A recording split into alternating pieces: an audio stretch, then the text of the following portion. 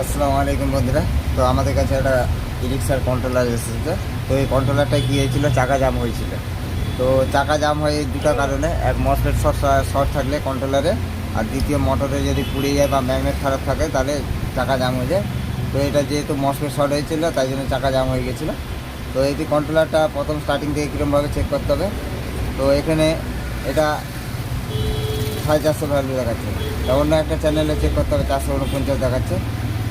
তো এটা 482 দেখাচ্ছে। তো এইদিকে চ্যানেলে শর্ট আছে তাই জন্য এরকম দেখাচ্ছে। তো এখানটায় এটা শর্ট দেখাচ্ছে। তো এই চ্যানেলে 467 দেখাচ্ছে। তো এটা 452। তো এইখানে এই চ্যানেলে একটা মসফেট শর্ট আছে তাই জন্য গাড়িতে চাকা জাম হয়ে গিয়েছিলো। তো এই মসফেটের শর্টটা এবার কীরকম চেক করতে হবে, যে এখানে যেহেতু প্যারালালে 4টে মসফেট আছে, তো মসফেটের মধ্যে তার মধ্যে কোনটা শর্ট আছে জানতে হবে। তো এখানে যেহেতু তাহলে এখানে গেট আর সোর্স এখানে 29 দেখাচ্ছে, এখানে 29 দেখাচ্ছে, এখানে 30 দেখাচ্ছে, তাহলে এটা 0.8 দেখাচ্ছে। তাহলে এই মসফেটটা শর্ট আছে বলে তো প্যারালালে 4টে মসফেট শর্ট দেখাচ্ছে। ঠিক আছে, তো আমরা এই মসফেটটা চেঞ্জ করে এই কন্ট্রোলারটা আবার চালিয়ে দেখাবো।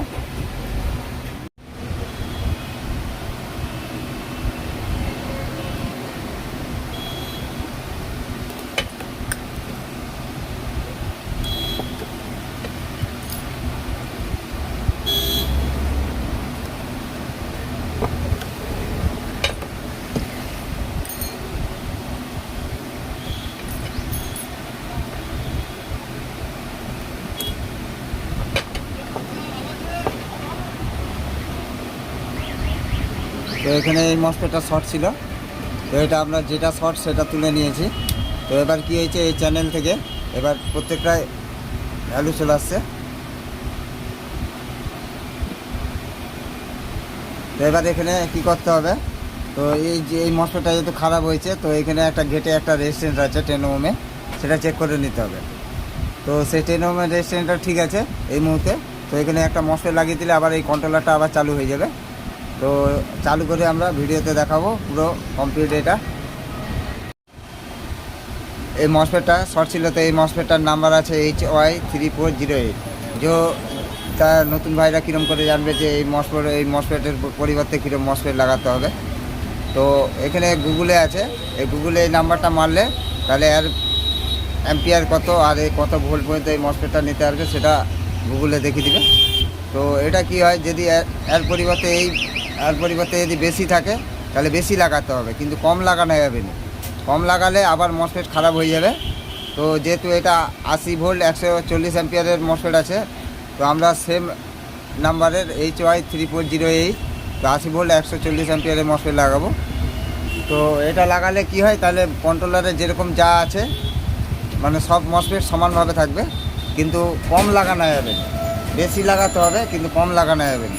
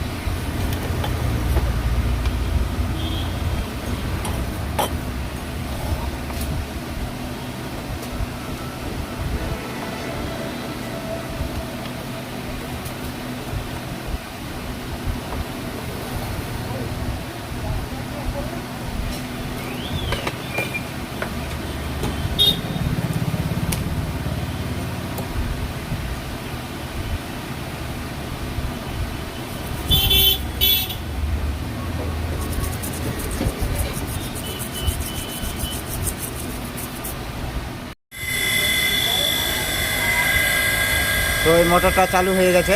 তো এরকমভাবে আমরা রিপেয়ারিং বা কাজের সম্বন্ধে সবাইকে জানাই। তো আমাদের পেজটাকে ফলো করবে আর লাইক, সাবস্ক্রাইব, কমেন্ট, শেয়ার অবশ্যই করবেন। ধন্যবাদ।